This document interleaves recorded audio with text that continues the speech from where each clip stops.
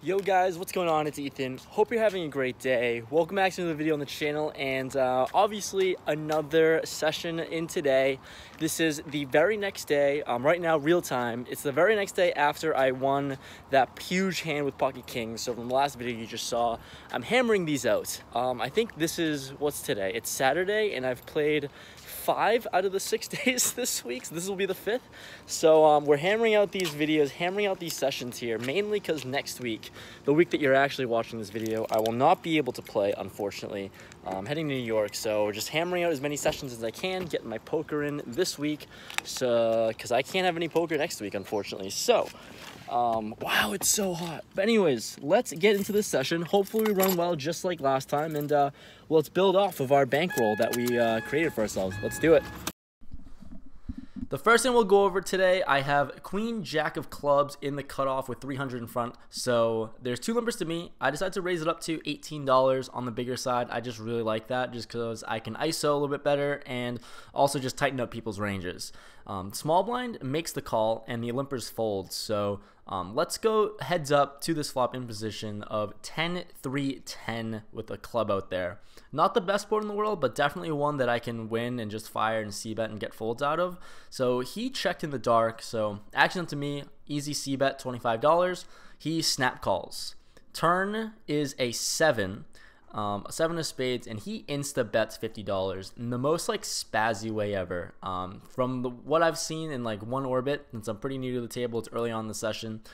Seen him spaz a little bit, so I think he can be weak a lot of the time. Putting him on hands like 6s, 8s, 4s, 5s, stuff like that, that I can definitely raise and take it down. So I raised the 150 as a bluff. He thinks for a little bit, makes the fold, and we take it down. So love to start making moves like that and taking down pots. Next time we get involved in, we are on the button with Queen 7 of spades, and there's 2 limpers to me. I am just going to raise it normal sizing here to $15, and we get a big blind and the limpers call. So let's go 4 ways to this flop of King, Queen, 6, 2 spades. Really great flop for us, as obviously we can rep all the kings and queens in the world, but also got the spade draw as well. So when an action checks to me, easy c-bet of $40, hoping to take it down, but definitely can hopefully also just pick up the spades as well for the flush. So big blind is the only caller. He thinks for a little bit and makes the call. So let's go heads up to a turn, which is the 4 of diamonds. He checks to me, and here picking up additional equity with the gutter ball along with the spades draw. I'm just gonna have to keep barreling here and hopefully just find some folds in his range. So he checks, and he's also a decent size stack, so I'm gonna bet $95 here. Just putting him in a tough spot, just playing really aggressive. I take this line with all the king queens in the world, the ace kings, stuff like that, but he thinks for a while before making the fold. So we're getting 2 bluffs through in the beginning of the session, and we're feeling good about it. The next spot we find ourselves in, we are in early position with pocket 10s. The under the gun, who has played extremely wide open limps. The player to my right raises to $12, and really not feeling like 3-betting in this spot. Early position, and also with the under the gun player, don't really want to scare him off because he can be playing really wide. So I just flat, and the under the gun player flats as well. So 3 ways to a flop of King 7-4 rainbow. And weird enough, action checks to me, really expecting the pre-flop raiser to bet and c-bet here a lot of the time, but action checks to me, and I think I am good here a lot of the time, so I decided to bet $25. The undergun player folds, and the player to my right calls. So I'm honestly thinking I can only get 1 street of value with pocket 10s. I'm only getting calls by a very loose call by a pair of 4s or 7s here, but let's go heads up to a turn, which is a 5. Action goes check, check. Turn 3, once again, action goes check, check. He shows 9-7 offsuit, and we take it down. Following him, we have ace-5 of spades on the button here. Under the gun opens up to $10 and folds all the way back to me. In position, I can see a flop very cheaply, but it decides to 3-bet to $30. Action to the big blind, who cold calls, and he's super short. He's a very short stack, so when he cold calls this, I know he's got to be at the top of his range, right? And the undergun player folds, so I'm not against the player that I want to play against, but let's go heads up to a flop of ace-10-8 rainbow. He, first to act, leads super small for $20. Knowing that I'm really behind here a ton, I feel like, but for such a great price, 20 into 60, getting 4-1, I just flat make the call with ace-5. The turn is a 6. He checks. I am happy to let it go to showdown, so I just check it back. The river is a 5. And so now I got aces up, and I'm feeling really a lot better about this hand. He bets extremely small. He bets $35, and I think he can raise here a lot, but he's so short with like $100 behind, and honestly just got the feeling that I wasn't going to get value from worse, and I just didn't think he had like a strong enough hand to call a raise. So I really want to see what he cold called with and just kind of get a better idea of what his range is like. So I just flat, knowing I don't think I can get value from him a lot of the time, and I'd rather just get to showdown and kind of see his cards. So I just call, and he just pocket kings. So we take it down with aces up, and I got the right read. Next interesting hand that we get involved in, we have ace-10 under the gun. I loosely open it up to $15. It's not a hand that I love playing, especially offsuit and under the gun, but I did it this time. The middle position player and cutoff makes the calls. So we're going to go 3 ways to a flop here of ace-10-6 rainbow. Flopping top 2, pretty good spot. I'd say ace-10 is pretty good here. I decided to just check, not really thinking anyone else would really connect with this board since I flop top 2. So middle position player bets $15, and actions of the cutoff, he decides to raise the 50. And with such a dry board, like, I don't really know what could call a re-raise here. So it's music to my ears. He's in position, and I'm just gonna let him fire away. So I'm just gonna flat this raise here, $50 raise, and the middle position player who bet 15, he folds. So let's go heads up to a turn, which is the 3 of hearts.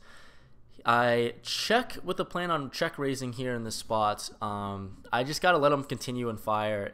Keep all his bluffs in range if he has any, and if he has pocket 6s, that's so be it. We're going to get it in. And unfortunately, he checks it back.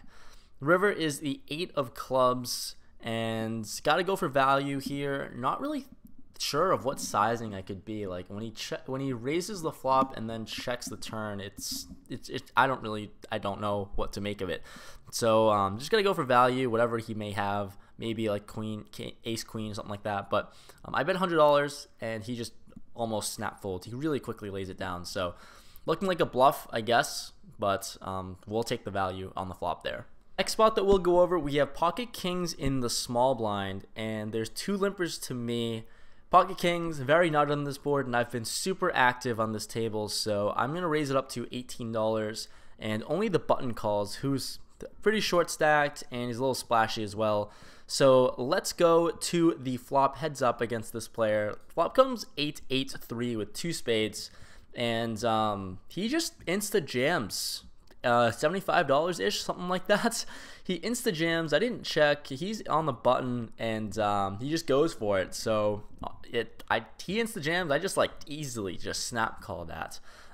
So it wasn't even. It was very interesting, very weird. But for sure, let's call that jam and see what the run out is.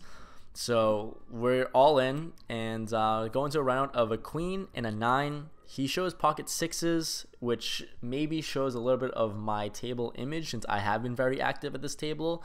But my kings will take it down, and we take it down. Last hand of the session that we will go over, I have king jack of hearts on the button with an under the gun straddle. Always love straddled pots. It's always great. It's always a good time. So there's 1 limper to an active player, same player from the last hand actually, and this player raises up to $16. He's pretty active, I'd say just like a rec player, but when he raises, it's pretty strong to a certain degree. I think his range is fairly static on flops. So with a big stack here in front of me, I decide to 3-bet on the button to $55. Definitely widening up my range here, but I definitely just want to ISO and play against this particular player heads up. So action folds all the way back to him, and he makes the call. So let's go heads up to a flop of Jack 3-5 rainbow. Top pair, pretty good kicker on an extremely dry board. He checks to me. I'm trying to get like the pocket 9s and pocket 10s of the world to call, so I bet extremely small with a bet of $35. He thinks, and like given my play, like I don't bet small ever. So he was also very surprised by it. He like says, really, why $35? But He makes the call, so let's go heads up to a turn, which is the king of clubs. Brings in the backdoor flush draw, not something I'm too terribly worried about, and obviously an amazing card since we flop top 2, or we turn top 2. So he checks to me and basically nutted here, trying to get his entire range to call, because I know he can call fairly wide, but I bet once again extremely small to $60, and he snap calls the 60. So we'll see what we're up against. Not really sure, but I know that we're basically nutted here. Let's go heads up to a river, which is the 10 of clubs. Not the best card in the deck, obviously, but none of the draws really make a lot of sense besides clubs, backdoor clubs, but still, like, I guess he has ace king of, he doesn't have ace king of clubs. I lied. So none of the draws make sense. Obviously straights don't make sense, but he thinks for a while. He's first to act, and he tanks for quite some time before ripping it all in, $260.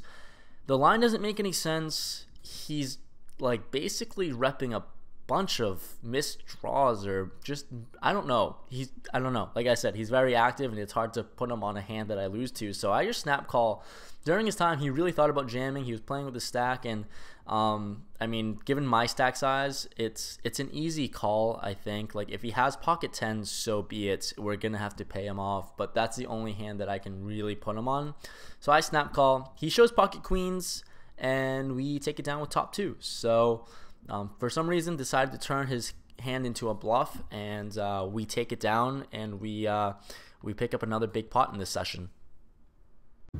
Just cash out of my session. We are back in the car. We didn't do the normal walk because honestly, they keep playing music in the garage and it's nice, but I'm not gonna risk the copyright. But so I played for 5 hours. It was a really, really tame session. For the first like 3.5 hours, I think it was super normal, super tame. I was pretty card dead, didn't play much.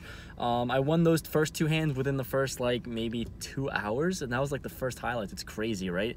I was actually being disciplined. Who would have thought? But then that king jack hand happened, and things just kind of went well, I guess. I didn't really lose any big pots. I don't think I lost a whole lot of pots, to be honest with you today, but pretty nice. Played for 5 hours of play. I was in the game for $320, out of the game for whatever, how much plus 800 is, plus 815. So really well, really great start to this bankroll challenge here, and honestly, it's a nice little upswing, uptick.